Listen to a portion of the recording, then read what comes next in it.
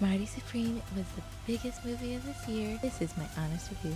I watched it on Christmas Day, which was really special. Let's just start at the top. I really did enjoy the film. Um, it was a long movie. I didn't realize till after that it was actually a whole 2.5 hours. We were kind of in the middle front, but nobody left at any point to go to the restroom or do anything. I think we were all just like I don't know, transfixed about what was going to happen next. So in terms of that, the director, I feel like, did a really good job in the writing to keep it entertaining, keep it moving, tell the story in a compelling way. He gets into all these little instances where you want to see what happens. Like, he's kind of getting into trouble when there were like painful moments, or I was like, wow, this is a really long ping pong or table tennis exchange. I was, watching the whole time. There wasn't really any moment where I was like, I'm bored.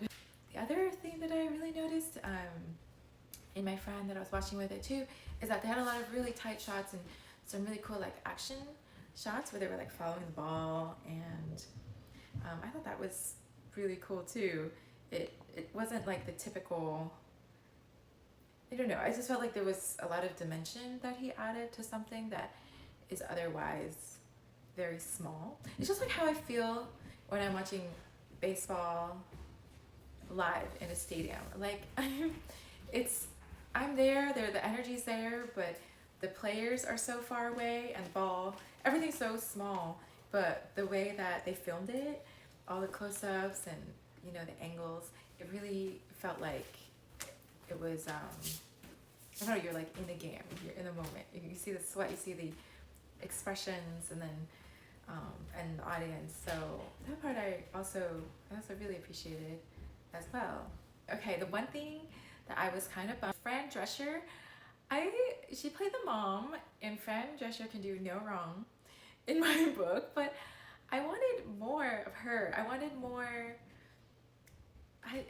more personality. I feel like she's such a funny, I don't know, character as like the nanny. I wanted to see more of that, like, I don't know, fire. And I guess that's the one thing I have to say. I felt like the women in the film, the way that he wrote it, they were all sort of lackluster, in the sense that they weren't super multidimensional. Like, I felt like the mother was just like nagging and trying to trap him and a little dishonest, but I felt like it would have been more interesting if there was a way he could incorporate like more, I don't know, backstory, build that character better, and especially with such an amazing,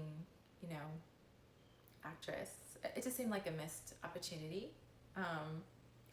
And okay, so there's Fran Drescher as the actress that played Rachel. I felt like Odessa did amazing. I thought she was also an incredible actress, and the transformation of her from the beginning. I mean, she just played the character really well. You definitely feel for her. She did put herself into a bit of a pickle. Definitely a pick-Misha sort of character, like a, ultimate pick-Misha. So to the character, all I have to say is she's in for, just like a lot of unhappiness and struggle, because she's structured her whole identity in life and happiness around another person and not herself and put herself in a dangerous situation. I did think that when she came with like the black eye, I remember thinking it looked a little like not really like a black eye. So in my mind I was like, okay, maybe she just has like, maybe it's just bad movie makeup. But then like later when it started coming out, that part totally made sense. I think it crossed my mind for a microsecond, but they like kept everything going well enough and alluded to the fact that her husband was just not a very nice person. I felt like that also, to like made the story believable, but definitely after comparing when he got beat up by Marty, that's what a black eye looks like. It's not just black, it's like also swollen. Like it would have looked much different. So yeah, I thought she did a really amazing job. Okay, Gwyneth Paltrow, oh my gosh, what a legend. I feel like she played the role so well, and it's so funny because it's like kind of mirrors her now. She's so just like beautiful and elegant, and plays a bit of a diva role, which, you know, rightfully so. She's like, you know, celebrated, accomplished actress, and, you know, having a little fling with Marty, and I just thought she was also a perfect cast for the role. And I did feel that her story had a bit more depth the way she was written. But I know at the end of the day, it's like all the characters, it's just they all have like a role to play. And even if like his mom was kind of flat, not because of the actors, but because of kind of the writing, maybe that was, you know, part of the intention. And I thought Tyler, the Creator, also was a really fun character to watch. It's not a movie I would watch again. For me, I love seeing beautiful sets, costuming. While I feel like everything was very done well for this time period, there was just not that much eye candy, if I'm gonna be honest, or artistry in that sense that draws me into a film. For example, Frankenstein. I think in my recent past, like, or this holiday I watched, and just like the shots were stunning, the costumes were stunning, everything like matched, and it was very intentional, where I felt like I was watching like a painting or tapestry. It was just like something that was like a masterpiece in the sense of like a work of art. Whereas this was more like of a fun telling of a story. A movie that's gonna be a classic or something that stands the test of time. There's a balance of both worlds. And so that, I have to say, was lacking, the artistic vision in that sense. And I think for the director, it's more like the story and the comedy and the action, and yeah, which is totally makes sense. And so this is just from my little point of view. I feel like whoever I watched it with also enjoyed it, and the general consensus was, yeah, I was definitely entertained. Would I say that it's a masterpiece? I don't know. I think it's also cool that it's like loosely based on a true story, and so that part I like too. Yeah, and the last thing I want to talk about is that the movie did sort of bum me out, because I just wanted him to win. Like, he was trying so hard, you know, and it's just one of those, like, I understand it's like a dreams, follow your dream, whatever it takes, kind of a thing, which like you see a lot here, and I feel it too here in Los Angeles with, you know, anyone that's pursuing this like I don't know, a goal or purpose that's not commonplace or not something that people generally do.